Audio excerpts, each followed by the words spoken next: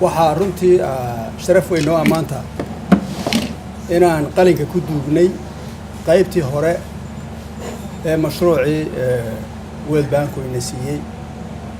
ee ahaa 140 mashruucii 140 ahaa oo aan horena uga wada hadalay oo ahaa abaalmarin aan oran karo shaqadii aan soo qabanay ee ahayd geedi socodka deen cafiska waan muddo dheer ku soo jiray 80kii u horeeyay oo madaxda World Bank soo ansixisay ayaan maanta saxeexnay waxa markaa maanta bilaabmaya waxa weeye dhaqangelintii lacagta 80 milyan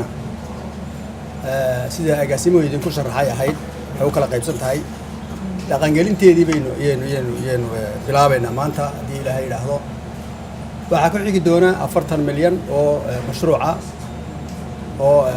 u adkaysiga dhibaatooyinka iyo biyaha iyo education iyo health iyo soo galaya haddii Ilaahay yiraahdo ayaa iyaguna ku xiga 20 milyan oo kale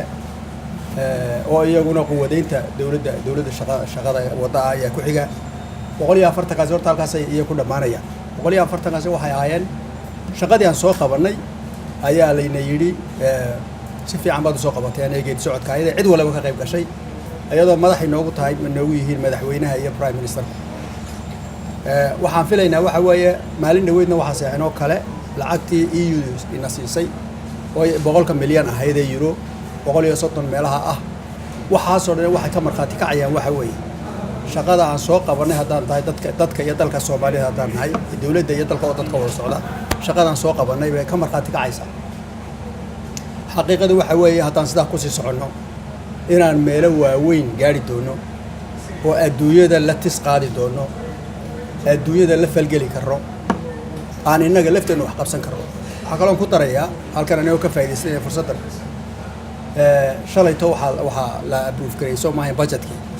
budgetku inuu kacayo waa aragteen waxa soo dhan waxa mahaddeeda iska leh waa ummadda Soomaaliyeed dadka Soomaaliyeed ee nagala qayb galaya geedi socodka in ama deynta la inaga cafiyo ama dalkeenii dhaqaalihiisa la soo noqon haddii beedmo waxa filaynaa sanadka soo socda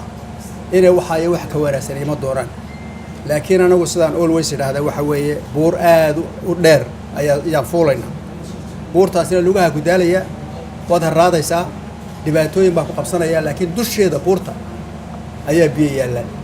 haraadkoo dhan ka beenaya taasina waa markaan inagu isku filaana weeyaan dhaqaalaheenu inagu waa soo kicina umba adduunyada kale wax ku qaban kartaa